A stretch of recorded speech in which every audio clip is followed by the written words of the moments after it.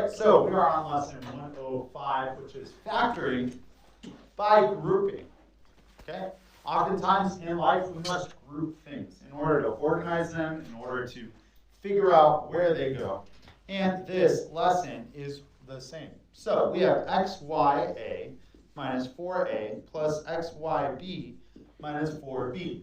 So not all of these have the same things in common. That's what we've done up to this point, right? You've looked, you see that everything has something in common, and then you're able to. All things. Thing away. All right, so not all of these have the same thing in common. For example, they don't all have x, they don't all have y, they don't all have a, they don't all have 4. So I can't just factor out one thing from all of them. So I'm going to have to look a little bit deeper. What do you notice as a pattern, Kira?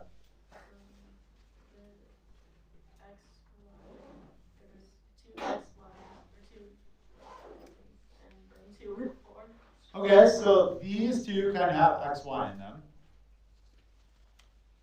These two kind of have a in them. These two have 4. Wait, that's a 4. I already did x, y. Sorry. And then these ones have b in them, right? So what I'm going to do is I'm going to factor out from the ones that they have in common. So x, y, a, and 4a all have a in common. And what's left? X, y minus 4. That's it. Where's the b? There is no b in this whole part.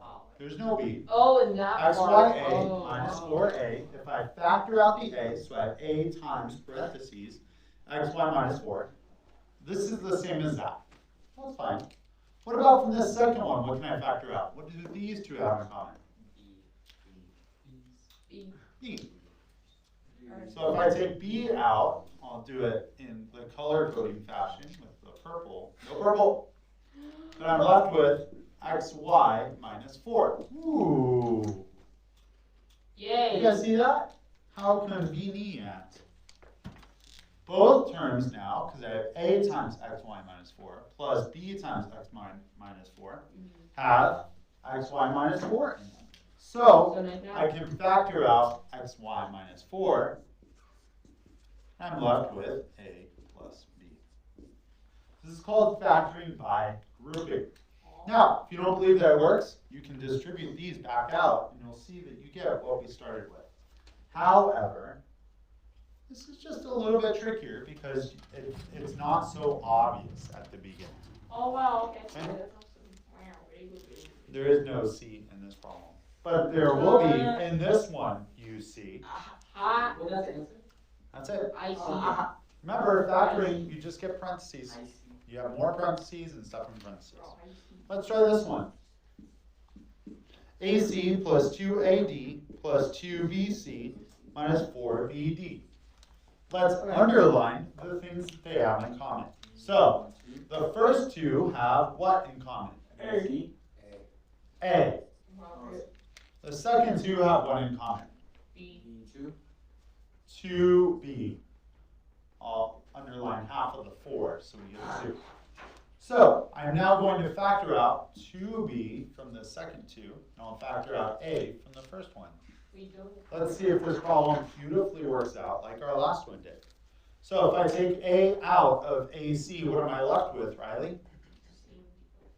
What's your name, Riley? No, C plus what, Sonny? A. I already took the A out. What am I left with? Missing something. 2.